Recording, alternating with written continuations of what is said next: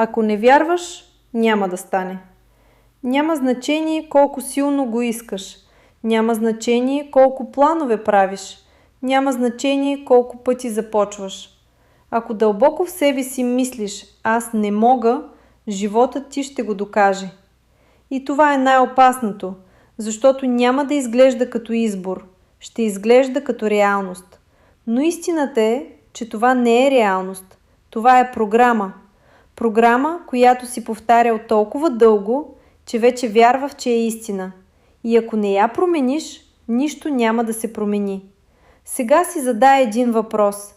Кога за последно наистина повярва в себе си?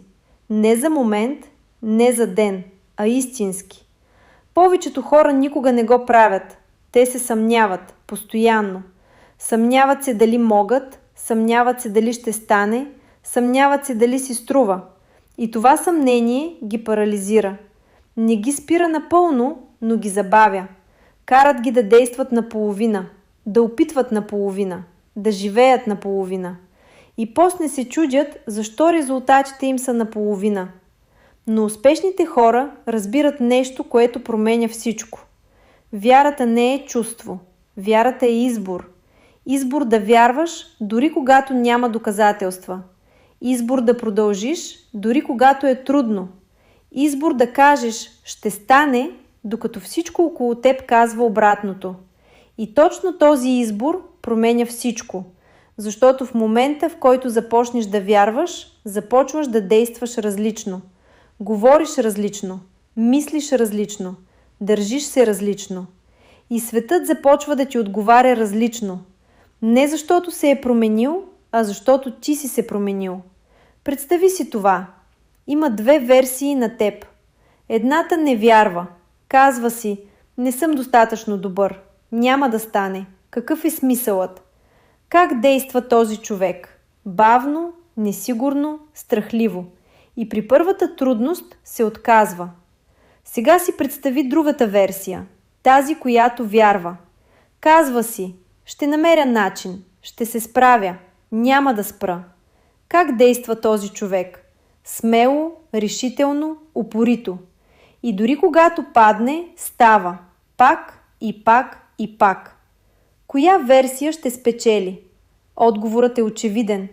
Но въпросът е, коя версия избираш ти? Защото това е избор. Всеки ден, с всяка мисъл, с всяко решение, с всяко действие. И тук идва най-важното. Вярата не идва първо. Действието идва първо. Започваш да действаш, дори когато не си сигурен. И с всяко действие вярата расте. Малко по малко. Докато един ден не стане нещо вътре в теб. Штрак и вече не се съмняваш. Знаеш. Знаеш, че ще стане. Не защото някой ти го е казал, а защото си го изградил. И това е моментът, в който животът ти започва да се променя. Не отвън, а отвътре. И когато това се случи, всичко се променя. Започваш да виждаш възможности, започваш да поемаш рискове, започваш да действаш и резултатите идват. Но не защото си чакал, а защото си повярвал. Сега искам да направиш нещо.